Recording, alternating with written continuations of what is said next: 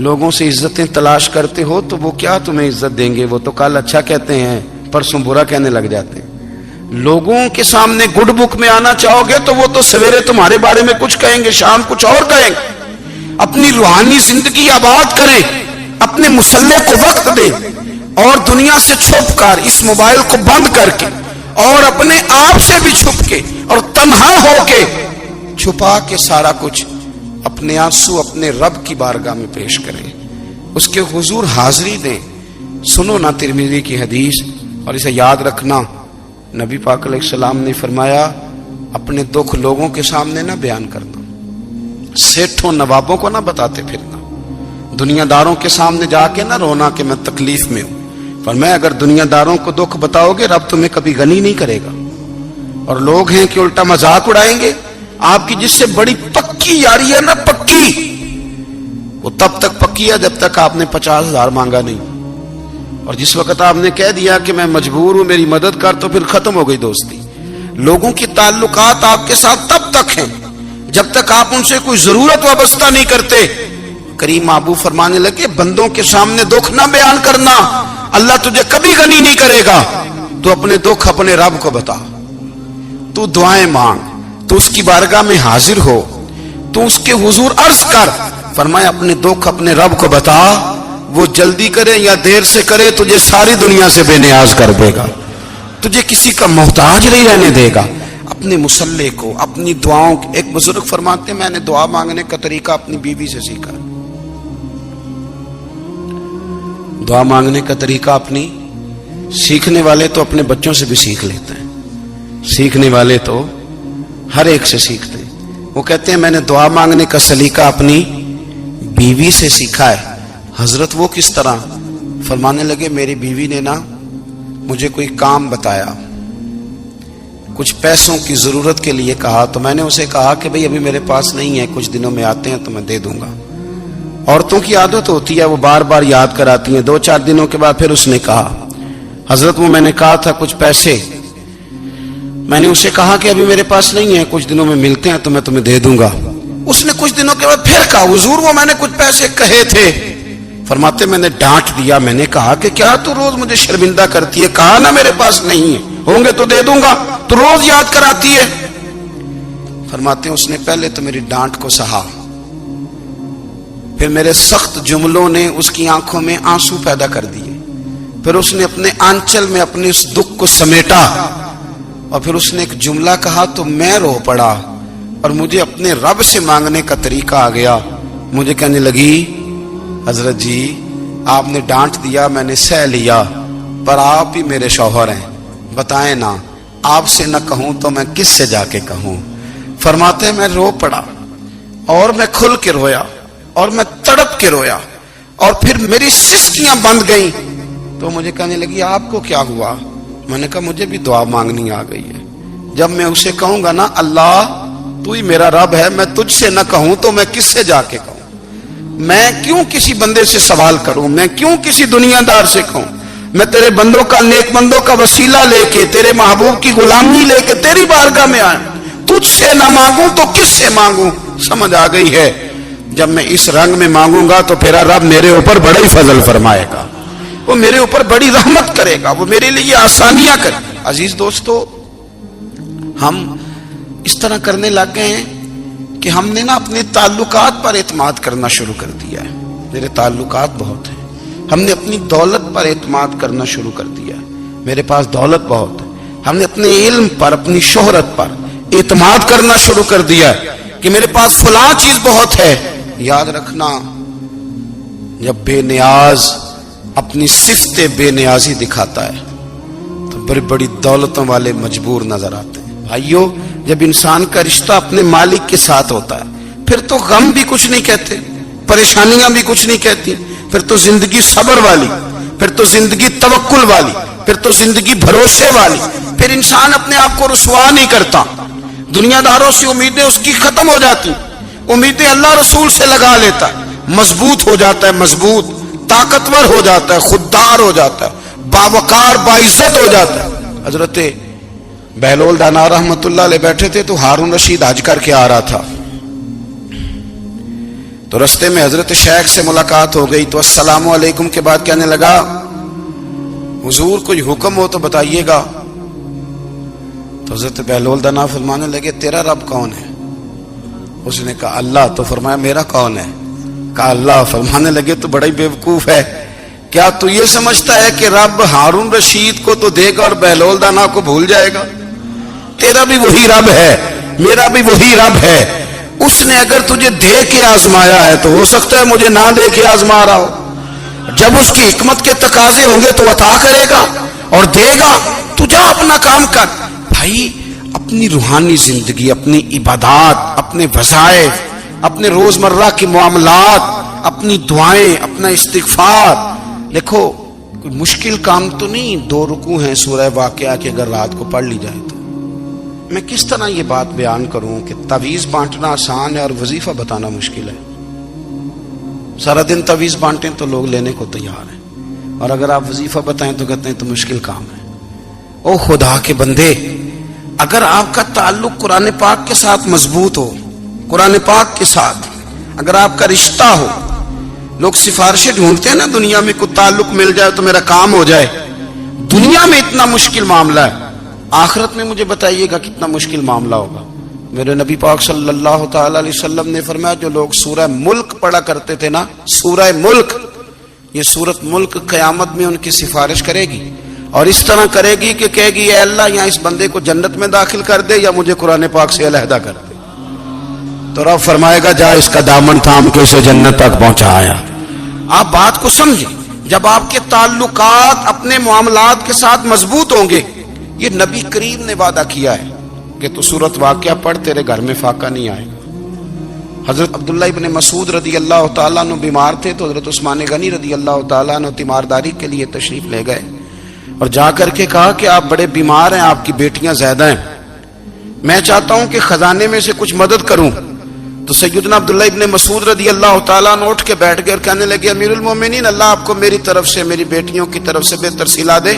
میری بیٹیوں کو کسی خزانے کی ضرورت نہیں، میں نے انہیں خزانہ دے دیا ہے. کہا جناب آپ نے کون سا خزانہ دیا ہے، میں آپ کے مالی معاملات کو جانتا ہوں. تو فرمانے لگے امیر المومنین، میرے نبی کریم نے فرمایا ہے جو سورت واقعہ پڑھے اسے کبھی فاقہ نہیں آتا. میں نے بیٹیوں کو یاد کرا دی ہے، یہ خزانہ میں نے انہیں دے دیا ہے. وہ سارے والدین سنیں جو بیٹیوں کے لیے پریشان رہتے.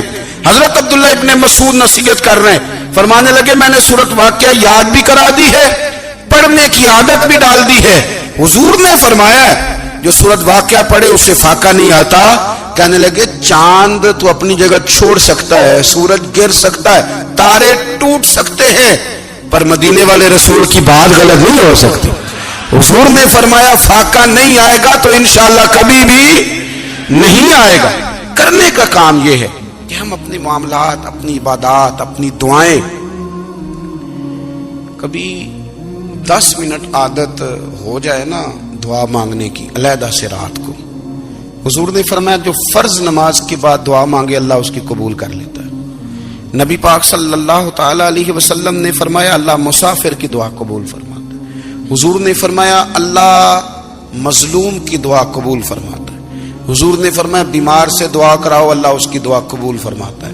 میرے نبی پاک نے فرمایا ماں باپ جب بھی اولاد کے لیے ہاتھ اٹھائیں، ویسے تے بلے شاہ تو آسمانی اڈ دیا ہی پھڑ دیں، جڑا گھر بیٹھا انہوں بڑھیا ہی نہیں.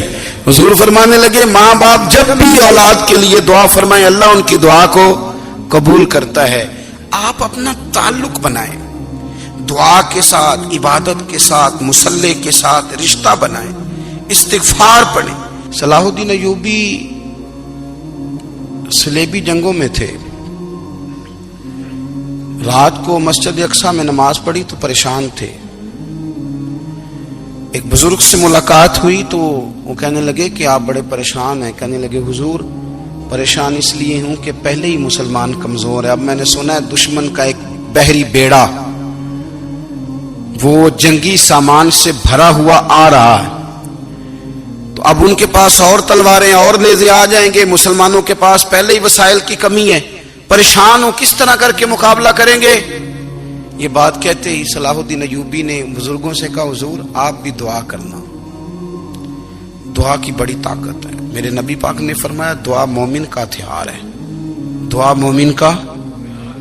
مومن کا حضور نے فرمایا تقدیر کو سوائے دعا کے کوئی چیز نہیں بدل سکتی. دعا مومن کا ہتھیار ہے. یہ کافر کے پاس کوئی نہیں، یہ ہتھیار ہے مومن کا.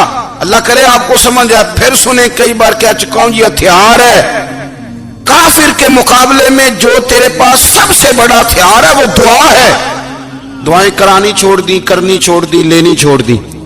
حضرت سیدنا انس بن مالک رضی اللہ تعالیٰ عنہ فرمایا کرتے تھے میں نے وہ رنگ دیکھا ہے جب حضور دعا مانگتے تھے اور حضور کی مقدس آنکھوں میں آنسو بھی ساتھ ہی بہا کرتے تھے. میں نے وہ انداز دیکھا ہے. تو صلاح الدین ایوبی بزرگ سے کہنے لگے آپ بھی دعا کیجیے، اور خود رونے لگے اور سر سجدے میں رکھ کے رونے لگے اور عشاء سے لے کر فجر تک روئے، خوب روئے. صبح وہ بزرگ آئے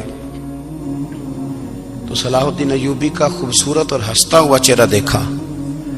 کہنے لگے آپ بڑے خوش ہیں، رات تو میں نے بڑے روتے ہوئے دیکھا تھا. تو کہنے لگے حضور وہ جو بحری بیڑا آ رہا تھا نا وہ پانی میں ڈوب گیا ہے، اب وہ نہیں آ رہا. ابھی خبر آئی ہے تو میں بڑا خوش ہوں. بزرگ کہنے لگے اٹھ سینے سے لگ اور سن ایک بات، وہ بحری بیڑا پانی میں نہیں ڈوبا، وہ تیرے آنسوؤں میں ڈوب گیا ہے. وہ جو تو رات رویا ہے نا رب کریم کی بارگاہ میں تو وہ ڈوب گیا ہے. حضرت عائشہ صدیقہ رضی اللہ تعالیٰ عنہ فرماتی ہیں ایک عورت تھی اور اسے نبی پاک صلی اللہ تعالیٰ علیہ وسلم نے نا وہ کلمہ پڑھ کے مسلمان ہوئی، مدینہ طیبہ آ گئی تو حضور نے مسجد نبوی شریف میں اس کے لیے مکان ایک سادہ سا کمرہ ساتھ مسجد کے بنوا دیا، وہیں رہنے لگی. اکثر وہ سیدہ طیبہ کے پاس آتی تو حضرت عائشہ صدیقہ رضی اللہ تعالیٰ عنہ فرماتی ہیں وہ بڑی باتیں سناتی اور آخر میں کہتی وہ ہار والا دن بھی بڑا عجیب دن تھا اور میرے رب کی قدرتوں کا دن تھا، وہ بھی بڑا عجیب دن تھا. سیدہ عائشہ صدیقہ رضی اللہ تعالیٰ عنہ ایک دن فرمانے لگی کہ تو ہار والے دن کا بڑا ذکر کرتی ہے، وہ کیا دن تھا؟ تو خاتون کہنے لگی اماں جی وہ دن تھا جب میرے رب پر بھروسہ اور مضبوط ہو گیا، جس دن میرا اپنے رب پر توکل اور بڑھا، میرے ایمان میں یقین میں اور پختگی آئی. کہنے لگی میں ایک گھر کی کنیز تھی، نوکرانی تھی، اس گھر میں ایک بچی تھی جس کے پاس سونے چاندی ہیرے جواہرات کا ہار تھا. اس زمانے میں نا چمڑے کے اوپر لوگ ہیرے جواہرات لگاتے تھے، کئی دفعہ سرخ رنگ کے چمڑے پہ لگائے جاتے تھے. وہ بچی پہنتی تھی تو کہتی ہوں بچی کے اس نے اتار کے رکھا یا اس سے گرا وہ ہار تو چیل اسے اٹھا کے لے گئی گوشت سمجھ کے اور میرے سامنے اٹھا کے لے گئی. گھر والوں نے مجھ سے پوچھا، یہ بخاری میں موجود ہے، گھر والوں نے پوچھا مجھ سے کہ وہ ہار کہاں ہے تو میں نے کہا چیل اٹھا کے لے گئی. گھر میں کچھ چوری ہو جائے تو سب سے پہلا الزام کس پہ لگتا ہے؟ ملازمین پہ. کہتے انہوں نے مجھے بڑا مارا، بڑی تکلیف تھی، حتیٰ کہ میری شرمگاہ تک کی تلاشی دی، میری عزت اتنی خراب کی میں بتا نہیں سکتی. میں نے اپنی زندگی میں ایک واقعہ دیکھا، ایک امیر گھر میں چوری ہو گئی، ملازم کو اتنا مارا کہ وہ چارپائی پہ پڑ گیا. پولیس والوں سے اتنی مار پروائی گئی کہ وہ بیچارہ چارپائی پہ پڑ گیا اور پھر وہ اتنا بیمار ہوا اور کچھ دنوں کے بعد پتہ چل گیا کہ چور تو اپنا بیٹا ہے ان کا. پھر اس کا انتقال ہو گیا. اب وہ سیٹھ صاحب اور گھر والے آ کے نا مرنے والے کے کان میں معافیاں مانگ رہے ہیں، کان میں. تو میں نے ان سے پھر کہا تھا کہ یہ تو اب چلا گیا ہے، تمہارا زور چلتا تھا نا تو تم نے قانون خریدا اور تم نے اسے جتنا ہو سکا تم نے اسے مار پڑوائی. تمہارے پاس جو عدالتیں تھی تم نے وہاں کاروائی کی، اب ایک عدالت قیامت کے دن لگے گی. یہ کمزور تھا نا، کچھ کر نہیں سکا. میرے نبی پاک صلی اللہ علیہ وسلم نے فرمایا سن لو، اگر سینگ والی بکری نے بغیر سینگ والی بکری کو تکلیف دی ہوگی نا تو قیامت کے دن اسے بھی بدلہ دینا پڑے گا کہ تیرے پاس سینگ تھے اور تو نے اسے مارا تھا. وہ خاتون عرض کرتی ہے سیدہ عائشہ کی خدمت میں کہ مجھے بڑا مارا، مجھے تکلیف دی، میں کہہ رہی تھی کہ میرے سامنے چیل لے گئی ہے پر وہ نہیں مان رہے تھے. اماں جی انہوں نے مجھے بڑا مارا. حضرت عائشہ صدیقہ کہتی ہیں پھر کیا ہوا؟ کہنے لگی اماں جی جب کوئی میرا مددگار نہ رہا، مجھے تکلیف دے رہے تھے، رسوا کر رہے تھے، تو میں نے اپنے رب سے مدد چاہی، میرے رب کی طرف میں نے توجہ کی. میں نے کہا مالک اب تو ہی میرا مددگار ہے، कहती है वो मुझे मार रहे थे तो वो चील जो हार ले गई थी वही लेके वापस आ गई, और हमारे सरों के करीब ला के उसने जब उस हार को फेंका, वो मुझे छोड़ के साइड पे हुए, वो मेरी बेगुनाही जान गए। लेकिन आपको बताऊं, उस दिन से मेरा अपने रब पर यकीन और बढ़ गया। मुझे समझ आ गई कि जब इंसान पूरा टूट जाता है और जब कोई चारों जानिब उसका मददगार नहीं होता, तो रब तो होता है ना, अल्लाह तो उसका मददगार होता है ना, वो तो फिर अपने उस बंदे की मदद करता है ना, फिर वो तो तवानाई देता है ना, वो तन्हा नहीं छोड़ता, वो तो आंसुओं वालों के आंसुओं पे बड़ा करम फरमाता है, वो तो कसम पुरसी में आ जाता है, उसकी रहमत बढ़ के इस्तकबाल कर लेती। ओ मेरी मिल्लत के जवानों, मजा नहीं आ जाता जब सारी दुनिया सोई हो, सारी दुनिया, और बिस्तर भी गर्म हो और नींद भी पूरा गलबा कर रही हो, और अचानक घंटी बजे दिमाग में, आंख खुले, घड़ी पे नजर पड़े, 3:30-4 बजे का पैगाम घड़ी बताए, और कोई चढ़ती जवानी वाला उठ के वुजू करे, और जब वो मुसल्ला खोल के बिछाए तो मदीने वाले महबूब कहते हैं कि हर नमाज पे रब सवाब देता है, और जो उठ के तहज्जुद की नमाज पढ़े उसे देख के तो रब मुस्कुराता है, जो उसकी शान के लायक है, जो उसकी शान के लायक, वो मुस्कुराता है, खुश होता है कि मेरा बंदा तहज्जुद में उठ गया, वो मुस्कुराता है। काश हमारी सुबहें कभी अपने मालिक के नाम हो जाएं, काश के सुबह। हजरत अबुल हसन रहमतुल्लाह ताला अलैह हजरत माज इब्ने जबल रदी अल्लाह ताला अन्हु के पास बैठा करते थे। फरमाते हैं उनसे जो प्यार बढ़ा तो फिर मेरा मुसल्ले से भी बढ़ गया। ताबी हैं, फरमाते हैं सहाबी रसूल से मोहब्बत हुई तो जिक्र से भी हो गई, फिर दुरूद शरीफ से भी हो गई, मोहब्बत उनसे बढ़ी तो फिर अल्लाह ने मस्जिद का प्यार भी बढ़ा दिया। आप फरमाते हैं कि मेरी हर वक्त तबीयत चाहती थी कि बस अल्लाह अल्लाह करूं, बस अल्लाह अल्लाह करूं, बस ना मैं जरा थोड़ी जान छुड़ाऊं लोगों से, कुछ 10 मिनट मिले तो मैं कुछ 4 नफल पढ़ लूं, मैं थोड़ा सा ना बचूं लोगों से, और मुझे तस्बीह मिले तो मैं ना कुछ 400-500 दफा इस्तिगफार पढ़ूं, सुभान अल्लाह, अल्हम्दुलिल्लाह, अल्लाहु अकबर, ला हौला वला कुव्वता इल्ला बिल्लाह, मैं ना तस्बीहात पढ़ूं। फरमाते हैं कि बच्चे थे घर में 6-7, गुर्बत थी, काम मिलता कोई नहीं था, और मैं काम चोर नहीं था, काम ढूंढता था, पर अल्लाह की कुदरत के काम नहीं मिलता था। फरमाते हैं कि मैंने एक दिन अपनी अहलिया से कहा कि आज मैं फिर जाता हूँ काम ढूंढने, तो मेरी बीवी बड़ी फर्मा बरदार थी, पर उस दिन ना गुर्बत के हाथों तंग आके कहने लगी, आज नाना कोई तू चीज लेके आया, तो मुझसे बच्चों की भूख नहीं देखी जाती है, सब रोगां दा रोग मुहम्मद जिसदा नाम गरीबी, कंड बुला के लंघ जाते नहीं दोस्त यार करीबी, आज मैं कुछ लेके आया तो मैं बच्चे लेके चली जाऊंगी। शेख फरमाते हैं कि मैं बड़ा परेशान घर से निकला, पर मैंने सुबह से लेके जोर तक काम ढूंढा, काम मिला कोई नहीं, तो मेरे दिल में ख्याल आया चलो काम नहीं मिलता तो अल्लाह अल्लाह तो करे ना, चलो बंदों की मजदूरी नहीं मिलती तो रब करीम की इबादत ही करते हैं। फरमाते हैं कि मैंने ना फुरात के पानी से वुजू किया, नहर के, शदीद धूप थी, साथ रेत थी और रेत तप रही थी, मैंने अपना रुमाल वहीं मुसल्ला के तौर पर बिछा लिया, और फरमाते हैं कि जोर से लेकर असर तक नमाज पढ़ी, धूप भी पूरे जोर पे, पर मेरे सजदे का ज़ौक़ भी पूरे जोर पे। फरमाते हैं सूरज भी चमक रहा है और रब की इबादत का ज़ौक़ भी पूरे जोर पे, मैं सजदा करूं तो फिर मेरा उठाने को जी ना चाहे। मेरे उस्ताद लिखा करते थे, ये उनका शेर है, वो कहा करते थे मुझे सोज दे, मुझे साज दे, और मुझे नीम शब का नियाज दे, दमे सजदा खुद को मैं तोड़ दूं, मुझे ऐसा ज़ौक़े नमाज दे। और मैं तेरी बहार का फूल हूं, मैं खिला भी हूं तो तेरे लिए, मुझे मेरी शाख से तोड़ ले, मुझे अपनी जुल्फ का नाज दे। भाई फरमाते हैं कि असर तक मैंने नफल पढ़े, दिल ढलने लगा, असर की नमाज पढ़ी और मैं वहां से चला। अब मैं जब निकलने लगा तो दिल में ख्याल आया कि छोटी छोटी दीवारें हैं घर की, बगैर कुछ लिए जाऊंगा तो बीवी दूर से देखेगी तो शोर करेगी कि फिर खाली हाथ आ गया है। कहते मैंने अपने उसी रुमाल में जिस पे मैंने नमाज पढ़ी थी ना, रुमाल में کی آخی دے پنجابی جو صافا کہتے ہیں اسی میں نا میں نے کچھ ریت بھر لی کہ وہ دور سے دیکھے گی تو سمجھے گی کچھ لے کے آیا ہے، چلو جا کے اسے بتا دوں گا کہ آج پھر مزدوری نہیں ملی۔ کہتے ہیں وہ ریت لے کر جب میں گھر میں گیا تو پہلے بیوی دروازے پہ کھڑی ہوتی تھی، پوچھتی تھی خالی ہاتھ آ گئے ہو؟ آج میں نے دیکھا تو ہے ہی کوئی نہیں۔ فرماتے ہیں میں اندر داخل ہوا، سلام لیے، کونے میں نے وہ رومال رکھ دیا اور میں نے آواز دی کہ بھلی مانس کہاں ہو؟ تو وہ کہنے لگی آپ منہ ہاتھ دھو لیں، میں روٹی لے کے آئی۔ میں نے کہا روٹی کہاں سے آ گئی؟ یہاں تو کئی دنوں کے فاقے، تو کئی دنوں کی غربت ہے، یہاں تو اس گھر میں تو فقیری ہے۔ فرماتے ہیں کہ وہ روٹی لے کے آئی اور اس وقت کی جو موجودہ نعمتیں تھیں، سمجھ لیں سلاد، اچار، ہر چیز ساتھ لائی۔ میں نے کہا کہ بچے کہاں گئے؟ کہنے لگی وہ کھانا کھا کے کھیلنے گئے، آپ کھانا کھا لیں آ جاتے۔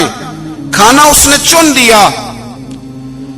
میں نے حیرت انگیز لہجے میں ساری نعمتیں اپنے دسترخوان پہ دیکھ کر کے بیوی سے پوچھا یہ کہاں سے آیا کھانا؟ بچوں کو تو نے کہاں سے کھانا کھلایا؟ یہ سارا کچھ کیسا ہے؟